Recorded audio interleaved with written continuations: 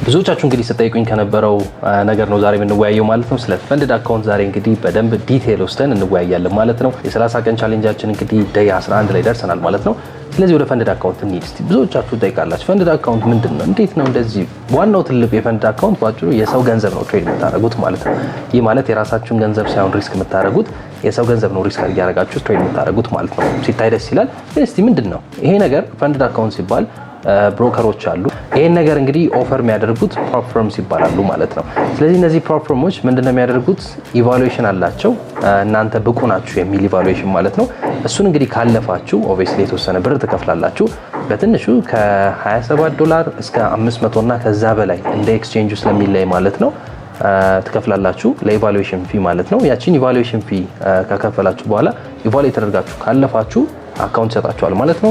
$1000 አካውንት እስከ ስንት ማለት ነው? 100 ሺህ እና ከዛ በላይ ብዙዎቹ 100 ሺህ እና እስከ 200 ሺህ የሚሰጧችሁ ማለት ነው። ስለዚህ ያን የሰጧችሁን ትሬድ ታደርጉበታላችሁ ማለት ነው። ትሬድ ማድረግ ብቻ አይደለም፣ ኢቫሉዌሽን ብቻ ስላለፋችሁ ሳይሆን ያን ኢቫሉዌሽን ካለፋችሁም በኋላ ብዙ ሪኳየርመንት ይጠበቅባችኋል። እንዳልኳችሁ ትሬድ የምታደርጉት የሰው ብር ነው። ስለዚህ በሰው ህግ ነው የምትመሩት ማለት ነው።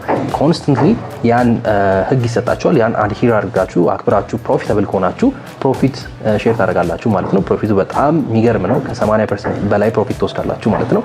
ምሳሌ ይሰጣችሁ $100,000 አካውንት ተሰጥቷችሁ ቢሆንና 10% ፕሮፊት ከሰራችሁ ያውም ደግሞ ስትሰሩ ሩል በተሰጣችሁ አክብራችሁ ከሆነ $10,000 ሰራችሁ ማለት ነው። 80% የእናንተ ነው፣ 20% የነሱ ነው። አንዳንዴም ደግሞ በጣም ፕሮፊታብል የምትሆኑ ከሆነ 90-10 ሊሰጧችሁ ይችላል ማለት ነው። ይሄ ነገር ግን ብዙ ሲታይ ያው ሞር ሪሊስቲክ የሆነ ቨርዥኑን ደግሞ በቀጣይ ቪዲዮ በደንብ አስረዳችኋለሁ ማለት ነው። ይሄ በቲዮሪ ደረጃ ነው አሁን የተወያየ ነው።